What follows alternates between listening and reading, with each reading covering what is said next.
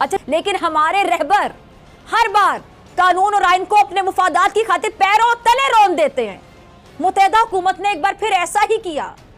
मोहतरमा फातिमा जना ने भी वोट की अहमियत और ताकत की जंग लड़ी, लेकिन खुद को जमहूरी कहने वाले ये लीडरान सिर्फ अपने हक या मुफाद की खातिर वोट को इज्जत दो की बात करते हैं, लेकिन जब इनकी बारी आती है तो ये वोट को हकीकी तौर पर इज्जत दें तो फिर ये इससे राह फरार इख्तियार करना शुरू कर जाते हैं। और ऐसे में हमारी मईशत गुलामी की जंजीरों में जकड़ी हुई है, तो फिर माशी तौर पर हमें आज़ादी कैसे मिलेगी? हमने दो कौमी नज़रिए की बुनियाद पर पाकिस्तान हासिल तो कर लिया। आज भी मुल्क IMF का मोहताज है। जब तक मुआशी और सियासी खुशहाली नहीं मिलती तब तक इस आज़ादी का क्या फ़ायदा हो सकता है? आज हम आज़ाद फ़ज़ाओं में सांस तो ले रहे हैं, लेकिन हमारे मुआशी और सियासी हुकूक पर डाका डाला जा रहा है, और ये डाका डालने वाले कोई और नहीं बल्कि हमारे रहबर। नमस्कार दोस्तों, जय हिंद दोस्तों, स्वागत है आपका INL न्यूज़ के एक और नए वीडियो में। दोस्तों 75 साल हो गए हैं पाकिस्तान के बने हुए, लेकिन पाकिस्तान ने 75 साल के अंदर में एक भी ऐसा काम नहीं किया है जिससे कि उसका नाम हो सके।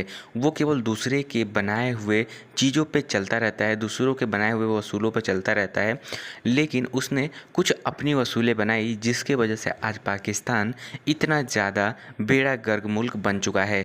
वैसे तो दोस्तों पाकिस्तान के अंदर में केवल जाहिल ही भरे हुए हैं, लेकिन अगर कुछ विद्वानों की बात की जाए तो अगर वो भी कुछ भी खोज लें, किताबें खोज लें और अपना पाकिस्तान की जो बुक है हिस्ट्री उसको देख लें, तो आज तक पाकिस्तान ने कोई भी ऐसा काम नहीं किया है जो कि उसने अपने बलबूते पे किया हो। दोस्तों जिसने पाकिस्तान को बनाया था उसको भी इन लोगों ने मिलकर उसको साइड में हटा दिया। पाकिस्तान को बनाने में भारत की भी एक पार्टी थी जिसका हाथ था, और अंग्रेज़ों ने भी इसमें पाकिस्तान का साथ दिया था कि पाकिस्तान बन जाए। लेकिन दोस्तों पाकिस्तान का आज बेड़ा गर्क मुल्क साबित होने के बाद पाकिस्तान हर जगह अपना सर पटकता घूम रहा है। एग्जाम्पल सेट की इमरान खान साहब ने। अच्छा, कायदे आज़म ने ये मुल्क मुसलमानों को बैरूनी ताकतों के शर से बचाने के लिए भी हासिल किया था, और इसमें किसी को कोई शक नहीं होना चाहिए। है किसी को कोई शक? बिल्कुल नहीं होना चाहिए। और क्यों हासिल किया था? ताकि कोई बैरूनी ताकत हमारे सियासी, हमारे खारजी, हमारे मजहबी और मुआशी मामलात में मुदाखलत ना कर सके। लेकिन मुत्तहिदा हुकूमत ने इमरान खान की आज़ाद जो खारिजा पॉलिसी है उसको एक बार फिर से गुलामी में तब्दील कर दिया। बैरूनी साजिश का आलाकार बनकर इन्होंने हमारी खारिजा पॉलिसी को एक बार फिर से बैरूनी कुव्वतों का गुलाम बना दिया। मुत्तहिदा हुकूमत ने नए पाकिस्तान को पुराने पाकिस्तान में फिर से बदल दिया, तब्दील कर दिया। लेकिन अगर आज कायदे आज़म और अल्लामा इकबाल जिंदा होते तो वो कभी भी ऐसे पाकिस्तान को कबूल ना करते। दिल पे हाथ रखिए तमाम पाकिस्तानी, जितने लोग मेरे सुन रहे हैं, क्या ऐसे कबूल करते कायदे आज़म और अल्लामा इकबाल अगर वो जिंदा होते? आप देखेंगे किस तरह मुत्तहिदा हुकूमत IMF के कदमों तले बिछी जा रही है। इतनी सी इमदाद के लिए IMF ने हमें तिगनी का नाच नचाया हुआ है, और अब भी यही खबरें हैं कि जी हम इमदाद हासिल करने के बहुत करीब पहुंच गए हैं। इमदाद हमें अभी मिली नहीं है। कहने का मकसद सिर्फ इतना कि हमारी मुल्की मईशत बैरूनी इदारे कंट्रोल कर रहे हैं। इमरान खान जैसा कि कायदे आज़म को अपना रोल मॉडल मानते हैं और उन्हीं की सियासत को लेकर आगे चल रहे हैं। कायदे आज़म की सारी जो सियासी ज़िंदगी है अवाम के हकूक़ की जिद्दोजहद में गुजरी, और इमरान खान भी यही काम कर रहे हैं। और अब जश्न आज़ादी है, और इस दिन भी इमरान खान हकीकी आज़ादी की जिद्दोजहद कर रहे हैं, और जिन बेसाखियों पर ये खड़े हैं वो बेसाखियाँ अब जवाब देने लगी हैं। इसीलिए किसी भी वक्त विफाक में शहबाज हुकूमत का धड़न तख्ता हो सकता है। इसलिए ये लोग कभी तहरीक इंसाफ के जो रहनुमा हैं उनके खिलाफ झूठे मुकदमे बनाते हैं, तो कभी इमरान खान की हकीकी आज़ादी की तहरीक को रोकने के लिए रियासती ताकत का इस्तेमाल किया जाता है, और अब भी विफाकी हुकूमत की जानिब से तहरीक इंसाफ को रियासती ताकत के इस्तेमाल की धमकियाँ दी जा रही हैं। लेकिन पंजाब हुकूमत ने शट अप कॉल दे दी है। तहरीक इंसाफ की क़यादत और कारकुनान पर तशद्दुद के इल्ज़ामात पर पंजाब हुकूमत ने 25 मई के वाक़यात पर फैसला कुन कार्रवाई शुरू कर दी है। 12 SHOs को मुअत्तल कर दिया गया। कानून की धज्जियां उड़ा रहे हैं, आइन की धज्जियां उड़ा रहे हैं, इनको एंड में मिलना कुछ नहीं है। एंड में इन्होंने बेइज्जत होकर घर वापस लौटना है, बहुत दूर तक निकल जाएगी। अब दूसरी जानिब इमरान खान है, जिनके ख़ानदान का कोई भी फ़र्द उनके जो जमात का हिस्सा नहीं है, और इमरान खान की जो जमात है उस जमात से निचले तबके से लोग उठकर आए और असम्बली में मुंतखब होकर आते हैं। इस सिस्टम को लापरवाही, खुद गर्जी, करप्शन की लत पड़ी हुई है। और ये वो हुकूमत है जो अक़लियत में है लेकिन फिर भी मुल्क पर हुक्मरानी कर रही है। ये जमहूरियत के साथ अगर मजाक नहीं तो मैं पूछती हूँ और क्या है? ये आइन और कानून की सरेआम धज्जियां उड़ाना नहीं है तो और क्या है? कायदे आज़म ने आज़ाद वतन इस वजह से भी हासिल किया ताकि यहाँ पर आइन और कानून की हुक्मरानी कायम हो सके। आज भी मुल्क IMF का मोहताज है।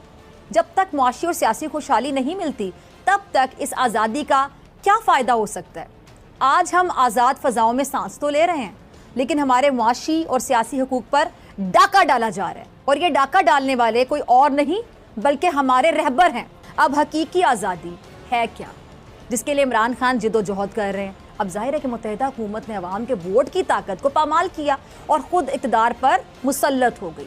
इमरान खान अवाम के वोटों से इक़्तिदार में आए लेकिन बैरूनी साजिश के आलाकारों ने अवाम के वोटों पर शबखून मारकर ज़बरदस्ती अपनी हुकूमत कायम की। मुरूसी सियासत की ये दास्तान बहुत लंबी है। मैं अगर बताना शुरू कर दूं तो आपको पता है कि बात बहुत दूर तक जाएगी। शहर शहर करिया करिया सब हिलाली परचमों की बहार नजर आ रही है। 68 साल बाद कौमी तराने की दोबारा रिकॉर्डिंग भी की गई जिसको जश्न आज़ादी के दिन रिलीज़ किया जाएगा। कायदे आज़म ने इस आज़ाद रियासत के लिए इसलिए जिद्दोजहद की थी कि एक आज़ाद रियासत के साथ साथ यहाँ के रहने वालों को मुआशी और सियासी हकूक़ भी मिल सकें। लेकिन यहाँ आम आदमी को सियासत करने का हक ही नहीं है। यहाँ बड़ी पार्टियाँ जमहूरी नहीं खानदानी मरूसी सियासत को फ़रोग दे रही हैं। खुदा का खौफ करें, मुश्किलात है मुल्क में, मईशत तबाह हो रही है, सियासी बुरहान है और आपको सिर्फ टाइम मिलता है इमरान खान के खिलाफ बोलते जाएं, प्रेस कॉन्फ्रेंस करते जाएं, एक मिनिस्टर, दूसरा मिनिस्टर, तीसरा मिनिस्टर जो भी मुल्क में है। क्योंकि ये भी बड़ा मज़ेदार बात है कि काफ़ी सारे मिनिस्टर उनके एक वक्त में बाहर दुनिया में फिर सैर सपाटे कर रहे होते हैं। लोग हमें डोनेशन देते हैं और उससे जलसे हमारे होते हैं। हमें कोई बताएं कि हम जो जलसे कर रहे हैं उनकी क्या, किधर से हमने कोई खजाना लूटा है सरकारी? ये तो लोगों का पैसा है जो वो खुद वॉलंटरली देते हैं। हम रेस करते हैं फंड रेजिंग करके, उससे फिर जलसा होता है। जिस किस्म की तशद्दुद ये कर रहे हैं लोगों पे, लोगों की बीवियों पे, लोगों के घरों में घुस के जिस तरह कर रहे हैं, ये किस किस्म की हरकतें? ये जमहूरियत है? कोई फंडामेंटल राइट्स रह गई हैं? आइन में जो आपको फंडामेंटल राइट्स मिली हैं वो तो धज्जियां उड़ा दी हैं इन्होंने। ये करना क्या चाह रहे हैं? ये क्या एक सिविल मार्शल लॉ लगाना चाह रहे हैं? क्या करना चाह रहे हैं ये? मैं आपको वाज़े तौर पे कह रही हूँ, जब कौम खड़ी हो जाती है ना तो ये जो मर्जी कर ले, लेकिन कौम जब साथ निकलती है और जब कौम बड़ी तादाद में निकलती है तो कोई कुव्वत उनको नहीं रोक सकती। जो लोग चोरी के दरवाज़ों से घुसते हैं, बैरूनी साजिश के दरवाज़ों से घुसते हैं पावर में, वो खौफजदा तो होंगे और ये डर की वजह से इतनी हिमाकतें कर रहे हैं। असल में ये खुद दोस्तों, आप लोगों ने वीडियो में देखा कि किस तरह से फ़िज़ा खान चिल्लाती हुई, सर पटकती हुई नज़र आ रही हैं कि जो हमारी कौम है वो कितनी जाहिल है और हम लोगों ने मिल के अपने पाकिस्तान को किस हालात तक पहुंचा दिया है और आज पाकिस्तान का बेड़ा पूरी तरह से गर्क हो चुका है। दोस्तों, 75 साल हो गए हैं पाकिस्तान के बने हुए, लेकिन पाकिस्तान ने इतिहास में भी देखा जाए तो कोई भी ऐसा काम नहीं किया है 75 साल के अंदर में जिससे कि पाकिस्तान का कुछ नाम हो सके। उसने केवल दूसरे के बनाए हुए रास्ते पे चला और जो उसने रास्ते बनाए जिससे कि वो खुद को ही बर्बाद कर लिया। दोस्तों, पाकिस्तान इतना ज़्यादा भीख मांग चुका है, इतना ज़्यादा कर्जदार हो चुका है कि पूरी पाकिस्तान को गिरवी रखने के बाद भी उसका कर्ज नहीं चुक सकता है।